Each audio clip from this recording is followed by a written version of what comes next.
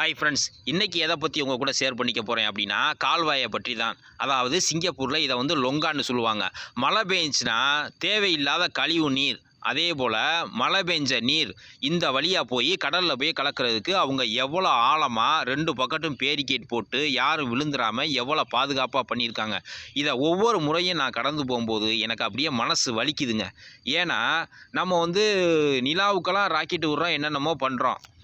ஆனால் நம்ம நாட்டில் இதை நடைமுறைப்படுத்த முடியலையே. இது என்னைக்கு தான் இந்த ஆசை நிறைவேறுமோன்னு இதை கடந்து போகிற ஒவ்வொரு நிமிடமும் எனக்கு மனசு வலிக்குதுங்க. அடுத்த நாட்டை பெருமை பேசுகிறோம் அப்படின்னு நினச்சிக்காதீங்க, இதுதான் உண்மை. ஏன்னா ஒரு நாட்டில் உள்ளது நம்ம நாட்டிலையும் இது போல் நடக்காதா அப்படிங்கிற ஒரு ஏக்கம்.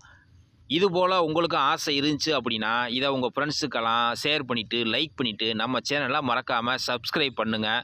மீண்டும் ஒரு நல்ல பதிவில் சந்திப்போம். பாய்.